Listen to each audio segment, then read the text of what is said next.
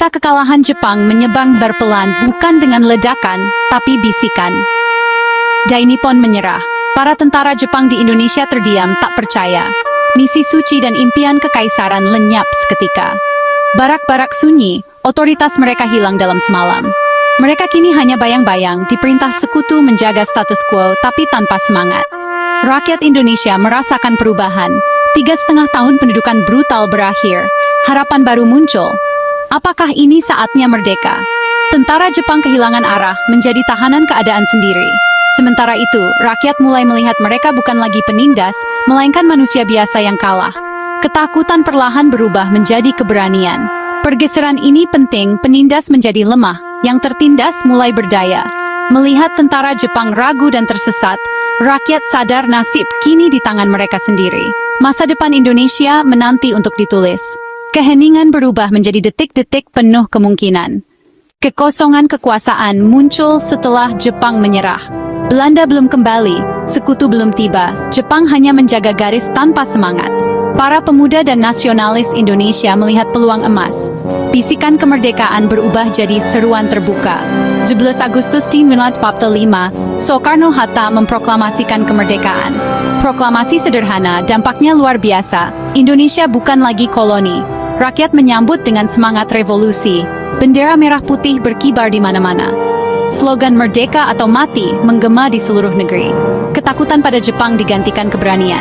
Beberapa tentara Jepang membiarkan pemuda mengambil senjata, mempersenjatai revolusi. Namun, ada juga yang tetap patuh memicu bentrokan berdarah. Jepang di hari-hari terakhir, kadang penghalang, kadang sekutu enggan. Revolusi dimulai, dan kekuasaan kini di tangan rakyat. Setelah menyerah, tentara Jepang di Indonesia menghadapi 3 pilihan. Sebagian besar hanya ingin pulang, menunggu sekutu, menanggung malu sebagai pihak kalah. Namun, ada yang memilih jalan berbeda. Beberapa tentara merasa terikat pada Indonesia, melihat perjuangan kemerdekaan sebagai sesuatu yang benar. Mereka membelot, bergabung dengan Republik Muda, melatih dan bertempur bersama pejuang Indonesia. Para pembelot ini membawa keahlian militer, menjadi aset penting dalam pertempuran melawan Belanda. Mereka berjuang demi kebebasan, bukan lagi untuk kaisar. Ada juga kelompok garis keras yang menolak kekalahan, bertempur melawan pemuda Indonesia. Bentrokan brutal terjadi, ledakan terakhir imperium yang sekarat. 3 pilihan pulang, membelot, atau melawan arus sejarah. Setiap pilihan meninggalkan jejak dalam revolusi Indonesia. Para pembelot menjadi legenda sunyi, yang lain tenggelam dalam kekalahan. Semua terjebak dalam gelombang perubahan yang tak terelakkan. Masa transisi ini penuh luka dan harapan. Rakyat Indonesia menyambut kemerdekaan, tapi trauma pendudukan masih membekas. Romusha, eksekusi dan kekejaman Kem Tai-Tai jadi kenangan pahit. Proklamasi membawa harapan, tapi tak menghapus rasa sakit.